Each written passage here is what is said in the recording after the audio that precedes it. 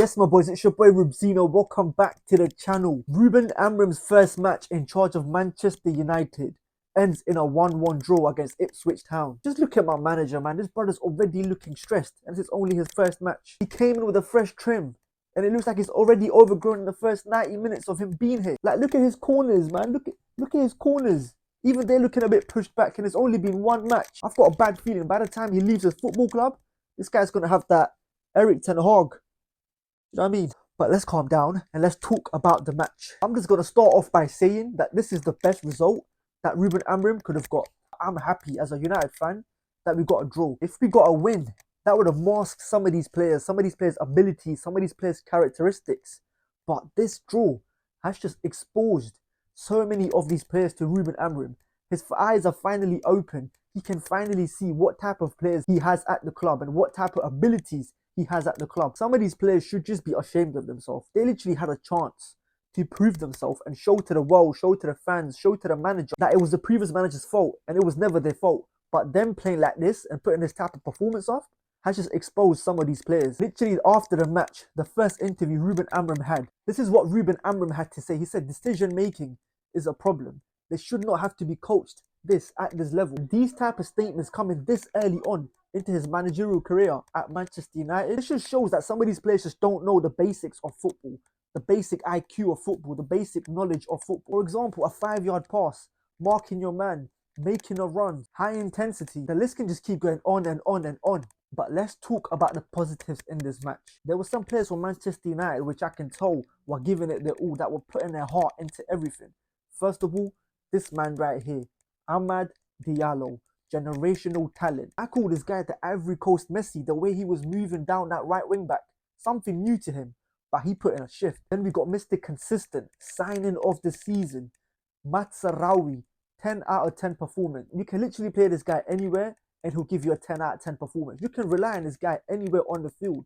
Ten Hag even had him playing centre attacking mid at one point. If you just give me 11 of these players, I'm pretty sure we'll win the league. And man of the match, Andre Onana. The way this guy has done a U-turn in his career, from going last season to people doubting him, saying that why did we sell De Gea for Onana, and him coming back stronger this season, making the vital saves. You just got to give this brother his flowers. And I'll be quite honest with you, because I know there's some big influencers out there, these big football channels, fan channels. They're not going to point out players and tell you the truth. They're always going to be sitting on the fence because they don't want to receive a backlash from the fans. But I will tell you how it is. The 2-3 players that didn't carry their own weight, first of all, has to be Marcus Rashford. Don't get me wrong, brilliant goal. But after that, what did he do? Where was he? Because I didn't see him for the rest of the 89 whatever minutes. And this is no hate towards Rashford. I just don't think he's good enough. I think people in our community, in our fan base, just have too much of an expectation for this guy. And I just think that he's an average player. There's nothing bad about that. He's just not good enough for the club. For someone that's on 300k a week, you're really telling me he's going to be putting these type of performances up and he's going to be getting taken off around 50th, 60th minute. Some fans just got to have a reality check. You can't just go to players just because of face and brand. You got to see what they're doing for the team. Second player that just looked like he's out of it has to be Casemiro. The way this brother was just getting ran through the midfield, he was getting spun like a Beyblade. And don't get me wrong, I'm not saying that he's not got the quality, but sometimes your legs just go, bro. And that's the time. The way he was at Real Madrid, we don't have that same Casemiro anymore. The first season, he was brilliant.